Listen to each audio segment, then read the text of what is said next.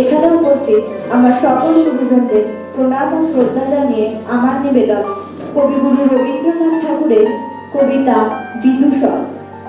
কাঞ্চীর রাজা কর্ণাক জয় করতে গেলেন। তিনি হলেন জয়ী।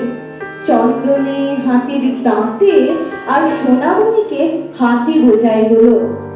দেশে ফেরবার পথে বলেশ্বরী মন্দির বলির রক্তে ভাসিয়ে দিয়ে রাজা পূজা দিলেন।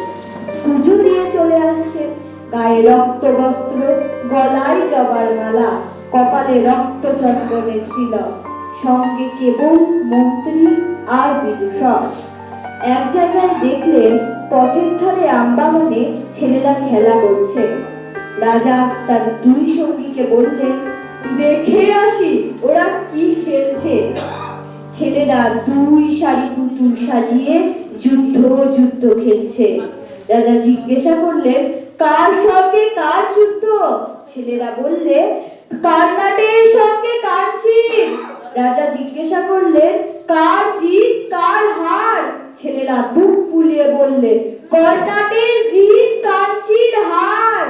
মন্ত্রীর মুখ গম্ভীর হলো, রাজার চক্ষু রক্তবর্ণ। বিদূষক হা হা করে হেসে উঠল। রাজা যখন তার সৈন্য নিয়ে ফিরে এলেন, তখনও ছেলেরা খেলছে। রাজা হুকুম করলেন, এক একটা ছেলেকে গাছের সঙ্গে বাঁধো আর লাগাবে। গ্রাম থেকে তাদের মা বাপ ছুটে এলো, বললে,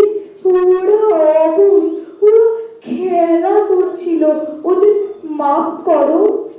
রাজা তার সেনাপতিকে ডেকে বললেন, এই গ্রামকে শিক্ষা দেবে, কাঞ্চীর রাজাকে কোনোদিনও যেন ভুলতে না পারে।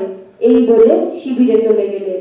সন্ধ্যেবেলায় সেনাপতি মহারাজের সম্মুখে এসে দাঁড়ালো, প্রণাম করে বললে, মহারাজ, শ্রীকাল কুকুর ছাড়া এ গ্রামে কারো মুখে শব্দ শুনতে পাবেন না। মন্ত্রী বলল, মহারাজের মান রক্ষা হলো।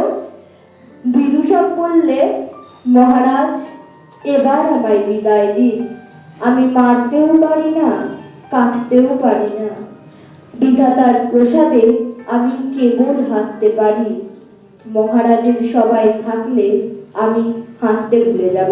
নমস্কার।